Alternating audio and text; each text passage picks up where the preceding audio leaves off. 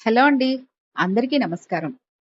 ఈ రోజు మనం డబ్బురు ధనలక్ష్మి గారు రచించిన 'పెత్తనం' అనే ఓ చక్కటి కథను విందాం. ఇక కథలోకి వెళ్దాం.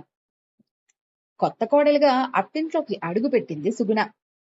పెళ్ళైన వారం రోజులు ఏ పని చేయకుండా మురిపెంగా గడిపేసింది. తర్వాత అత్తగారు రంగమణి మాటపై ఇంటి పని, వంట పని మొదలుపెట్టింది. సుగుణ అత్త రంగమణికి తన అత్త పెత్తనం చూపించాలనే ఆరాటం ఎక్కువ. అందుకే సుగుణ ఎంతో శ్రద్ధగా ఏ పని చేసినా ఎక్కడో ఒక చోట ఏదో ఒక పొరపాటుగా ఆ పనిలో లోటు మిగిలిపోతే దానిని భూతద్దంలో చూపించి సుగుణ మీద కేకలేసేది. సుగుణ ఇల్లు శుభ్రం చేసిందంటే గదిలో మూలల్లో చీపురు పెట్టవా, ఎక్కడి దుమ్ము అక్కడే వదిలేస్తావా, ఇలా చేస్తే ఇంటికి దరిద్రం అనేది అత్తగారు రంగమణి. సుగుణ పాత్రలు శుభ్రం చేసిందంటే కనీసం బలం లేనిదనలా పైపైన శుభ్రం చేస్తావు, పాత్రలు శుభ్రం చేయడం రాదా, నువ్వు పాత్రలు శుభ్రం చేస్తే వాటికున్న సబ్బునరుకు కూడా పోదు అంటూ అత్తగారు రంగమణి కోడలు సుగుణ చేసే ప్రతి పనిలో తప్పులు వెతికి కించపరిచేది. ఇరుగు పొరుగు ఎవరైనా సుగుణతో మాట్లాడితే ఇంట్లో పనుల్లేవా, ఎప్పుడు బయట పెత్తనాలేంటి, ఇంటి విషయాలు ఊరందరికీ చేరేస్తున్నావా అంటూ కోపంగా తిట్ల దండకం మొదలుపెట్టేది. రంగమణి మాటలు విన్న పొరుగింటి సుబ్బాయమ్మ, చూడు రంగమణి, అత్త ఒకనాటి కోడలే, ఆ విషయం మర్చిపోయి నీ కోడల్ని సాధిస్తున్నావు. ఒకప్పుడు నువ్వు కోడలుగా వచ్చినప్పుడు మీ అత్త నీతో ఎలా ఉండేదో మర్చిపోయావా అంది. లేదే సుబ్బి, మా అత్తపోరి మర్చిపోయేంత చిన్నదా, పెళ్ళయి ఇంట్లో అడుగుపెట్టినప్పటి నుంచి ఒకటే వేపుకు తినేది. తన కొడుకు అందగాడని, నేనేమో అందంగా ఉండనని, కాకి రంగు అని నా రంగుని హేళన చేసేది. చాలీ చాలనంత అన్నం పెట్టి ఇంటిడు చాకరీ చేయించేది. అంతేనా, నా పుట్టింటి వారిని ఈ ఇంటి గడపలో కూడా అడుగు పెట్టనివ్వలేదు. కాలం ఒకేలాగా ఉండదుగా, వయసైపోయాక నా మీదే ఆధారపడింది. ఎంత దీనంగా చనిపోయిందో చూశావుగా అంది రంగమణి. ఓసోస్, అదే నీకు కూడా గుర్తు చేస్తున్నా. నీ అత్తలాగా కాకుండా నీ కోడల సుగుణతో మంచిగా మసులుకోవచ్చుగా, ఎందుకు ఆ పిల్లని అంతలా వేపుకు తింటావు అంది స్నేహితురాలనే చనువుతో. నీకు తెలీదే సుబ్బి, కోడల్ని ఆ మాత్రం అదుపాజ్ఞలో పెట్టకపోతే కాళ్లతో కాదు తలతో నడిచి మన నెత్తిన కుంపటిలా మారుతారు. ఇక నా గురించి అంటావా, మా అత్తకు పట్టిన గతి నాకెందుకు పడుతుంది, నేను ఆమెలా కాదు అంటూ మూతి 30 వంకర్లు తిప్పి వెళ్ళిపోయింది రంగమణి. అందరూ ఇలానే అనుకుంటారు, చివరాఖరికి తెలుస్తుందిలే అనుకుంటూ వెళ్ళిపోయింది సుబ్బాయమ్మ. సుగుణ భర్త ఏకాంబరం కూడా ఒక్కోసారి తల్లి రంగమణి మాటలకు వంత పాడేవాడు. కొత్త కోడలుగా సుగుణ అన్నం కొంచెం ఎక్కువ వండితే పొరపాటున అన్నం మరుసటి రోజుకు మిగిలితే అది సుగుని తినాల్సి వచ్చేది. భర్త ఏకాంబరంకు, అత్తమామలకు వేడిగా వండిన అన్నం వడ్డించేది. మా ఇంటిని నాశనం చేస్తోంది, పుట్టింట్లో అమ్మ నాన్న సరిగా పెంచలేదు, వీళ్ల వంశం సరైనది కాదు, తిండికి గతిలేని సంసారం నుండి కోడల్ని తెచ్చుకున్నాం అంటూ సూటిపోటి మాటలు మాట్లాడేది రంగమణి. ఇక రంగమణి భర్త భార్య ఏం చెప్తే అదే. ఇంటి పెద్దరికం రంగమణిదే. సుగుణకు అత్తగారి మాటలు సూదుల్లా గుచ్చుకునేవి. భర్త తనతో ప్రేమగా ఉన్నప్పుడు ఇవన్నీ చెప్పి బాధపడేది. ఏకాంబరం అన్నీ వింటూ తల్లి వేధింపులు చూస్తూ కూడా కిక్కురు మనకుండా ఉండేవాడు. సుగుణనే సర్దుకుపోమ్మనేవాడు. చూస్తుండగానే సుగుణ 2 పిల్లల తల్లయింది. ఇంట్లో సుగుణ మాటకు విలువ పెరిగింది. రంగమణికి వయసుతో పాటు అనారోగ్యం కూడా మొదలైంది. పిల్లల చదువులు పూర్తయ్యేసరికి రంగమణి భర్త కాలం చేశాడు. రంగమణికి వయసైపోయింది. చూస్తుండగానే ఏకాంబరంకు రాను రాను తల్లి రంగమణి మాటలు, చేష్టలు చాదస్తంగా అనిపించేవి. సుగుణ భర్త, పిల్లలు పూర్తిగా సుగుణపై ఆధారపడటంతో ఆ ఇంట్లో సుగుణ మాటకు విలువ పెరిగింది. రంగమణి మాటలకు విలువ తగ్గిపోయింది. ఒకరోజు కాలు బెనికి రంగమణి కింద పడిపోయింది. ఇక అప్పటి నుంచి రంగమణి మంచానికి పరిమితమైపోయింది. రంగమణిని ఆ ఇంట్లో సుగుణ తప్ప పట్టించుకునే నాథుడే కరువయ్యాడు. రంగమణి మనవళ్ళు పెద్దవాళ్లై రంగమణి చెప్పే మాటలను చెవికెక్కించుకునేవారు కాదు.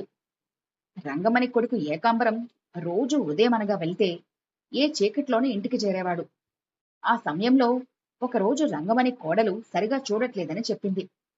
ఏకాంబరం, అమ్మా, ఈ వయసులో కోడలతో మంచిగా ఉండి ఓ ముద్ద కంచంలో పెట్టించుకు తినగల లౌక్యంగా నువ్వు మసులుకోవాలమ్మా. నేను ఉదయం నుండి పనులతో అలసిపోయి ఇంటికొస్తే ఈ పితూరీలేంటమ్మా. సుగుణ చాలా మంచిది, ఈ సంసారాన్ని చక్కదిద్దుకుని పిల్లల్ని ప్రయోజకులుగా తీర్చిదిద్దుకుంది. మొదటి నుంచి నువ్వెంత తిట్టినా సర్దుకుపోయింది. పిల్లలకు మంచి చెడు చెప్పి వాళ్ళని ప్రయోజకులుగా తీర్చిదిద్దుకుంది. పెద్దవాడు 4 ఏళ్ల క్రితమే ఎంఎస్సి పూర్తి చేశాడు. వచ్చే నెల బ్యాంక్ ఉద్యోగంలో జాయిన్ అవుతున్నాడు.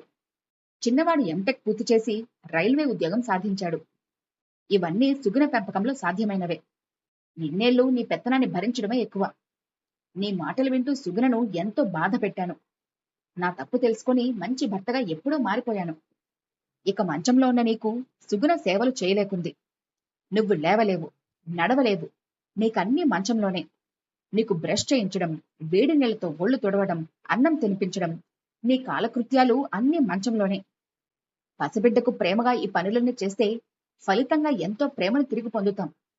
మరి నీకు పసిపిల్లకు చేసినట్టు ఇన్ని సేవలు బాధ్యతగా చేస్తున్న నా భార్యకు నువ్వు ప్రేమను పంచడం కాకుండా తనపై విషం చిమ్ముతున్నావు. నేను మొదట్నుంచి సుగుణ బాధను గమనిస్తున్నానమ్మా. నువ్వే ఏదో ఒక రోజు మారుతావా అనుకుని సరిపెట్టుకున్నాను. లాభం లేదు. ఇక సుగుణ గురించి ఆలోచించాలి. నీకు ఈ కుటుంబానికి కూడా సేవలు చేసి చేసి సుగుణ ఆరోగ్యం కూడా దెబ్బతింటోంది. ముఖ్యంగా మంచంపై ఉన్నవారి మలమూత్రాలు శుభ్రం చేయటం అంటే అదో త్యాగం. సుగుణ తన కన్న తల్లికి ఇలాంటి సేవ చేయటం అంటే పసితనంలో తన తల్లి చేసిన సేవలకు రుణం బాధ్యత తీర్చుకోవటం లాంటిది. కాని అత్తగారికి అలా సేవలు చేయడం అంటే ఈ కాలంలో సాధ్యమయ్యే విషయమేనా? సుగుణ నేను కొన్ని రోజుల తర్వాత బెంగళూరు వెళ్తున్నాము.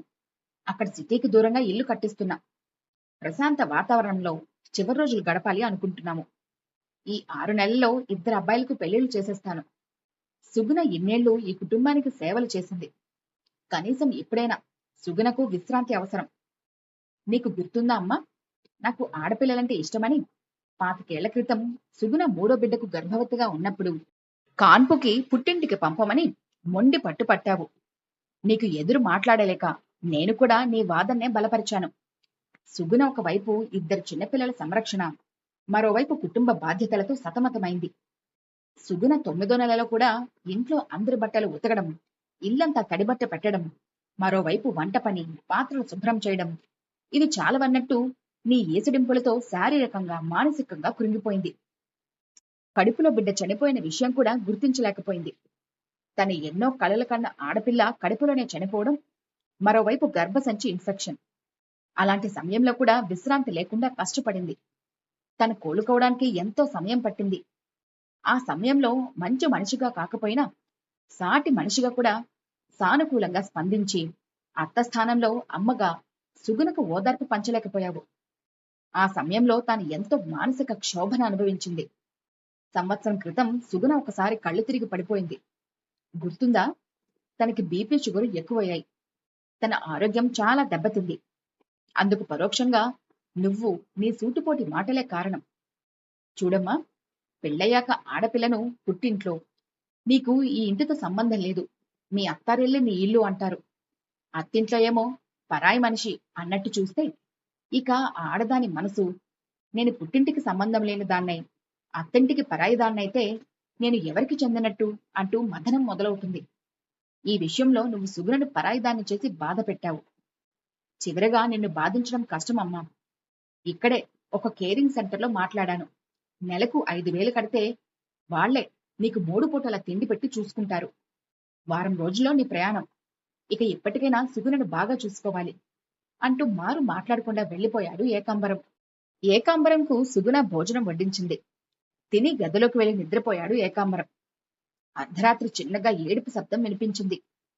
మేలుకొని చూస్తే ఏకాంబరం కాళ్ల దగ్గర కూర్చుని ఏడుస్తున్న సుగుణ కనిపించింది.